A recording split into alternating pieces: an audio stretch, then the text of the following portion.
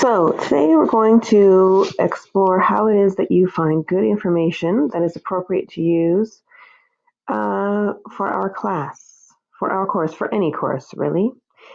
So, you should make a copy of this document and put it in your folder that you have for this course. So, the first thing you need to do is to be a little bit more picky about what you look at. So, don't just Google a topic and think that the first three sites that you come across are going to be the right ones. What do I mean by this? Well, we're currently studying social deviance. If I Google that, you can see that I've come up with our probably definitions, and you can see that if I want something a little bit more deeper, I may need to come down here. Okay. The other thing is to use, number two is to use, we'll put sort of number one and two together. So how do you use what you can see before you decide to start clicking? So up here, you can see that Wikipedia is likely, it's a good place to start because the thing about Wikipedia is it always has lots of subtopics. And you can see here that if you're looking for theories about social deviance, that you could find them here as well. Okay, so you have sort of a summary of where it is that you're going and what it is that you're going to find, which is very helpful. And down here, although when I looked at this URL, asanet.org, I thought, I wonder what on earth that could be. But you can see that here you can tell it's the American Sociological Association, which is going to be a very reputable organization that probably does a lot of research into all things sociological, including deviance. Something like this, where it has bc.ca, which is likely related to the University of British Columbia.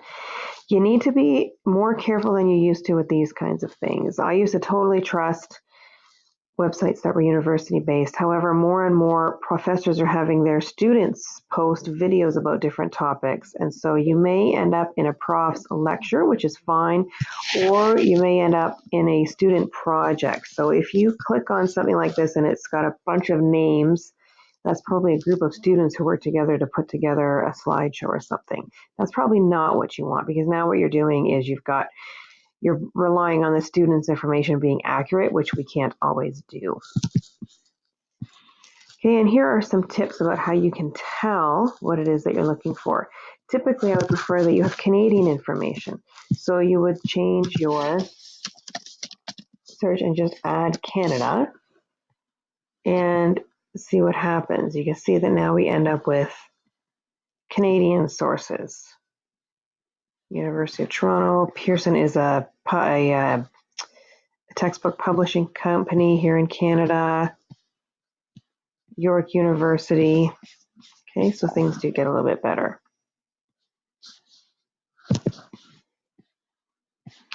Newspaper articles can also be good if you find them. These are sort of last names of newspapers. If it has a city name, a Canadian city in front of it, and one of these words, or and there's lots of others, you know it's a newspaper.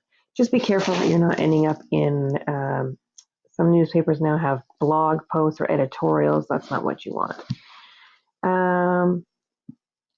Okay, once you click in somewhere, what do we have here? Hopefully you'll have some names of people. If you don't, this is an advertisement for books, it looks like. Let's go somewhere else.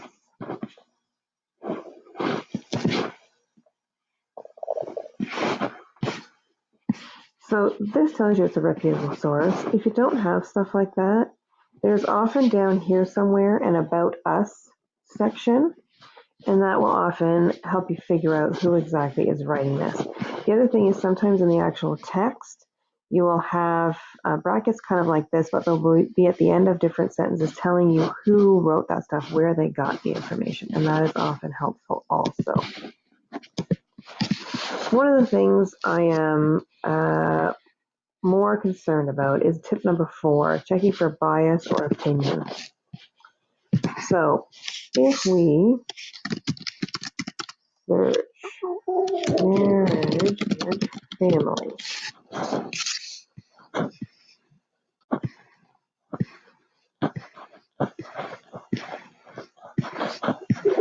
we will come down to, oftentimes if you search a topic related to family life, you'll come up with this one, focus on the family, which sounds great and sounds very neutral.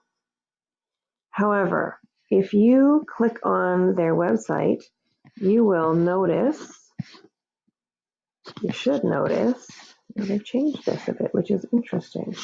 But here you see help fund our ministry programs. I think there used to be a great big cross here over on the right-hand side. It's interesting that they decided to take that down. In any event, it becomes clear that this is a religious-based website. And I'm not saying that if you follow the same religion that you shouldn't check this website out and find out what they think about things, because you may agree with that point of view and it may reinforce how you want to live your life, and that is potentially great. However, the website itself is likely, and the information in it is going to be biased. Now, that also does not mean that they won't have facts and statistics in here. What it does mean is that they will be picking and choosing particular facts to back up a particular point of view. And again, if you agree with that point of view, that's fine. But for our purposes in education, if we're looking to find out the truth about something, then we need to be a little bit more careful. If I'm asking you to write a paper where you compare and contrast two different sides of an argument, focus on the family might be exactly where you want to go. Okay, I have some other examples here. The Homeschoolers Association is probably going to be in favor of parents homeschooling their children. I remember having a student who wrote a paper for a food nutrition course, and when they were talking about healthy diets, they used PETA as their source about why a plant-based or a meatless, animal-free diet is best. Well, I think we all know that PETA is very biased. They do not want us eating animals. And so what they choose to share is going to be strictly about that. They're never going to tell us if there are any nutritional advantages to eating meat or drinking milk, because they don't want us doing that. So you have to be aware of that. Can you find out who wrote the facts? I talked about that a little bit already. And sometimes it's important to change your keywords when you're Googling. The other thing is that you'll see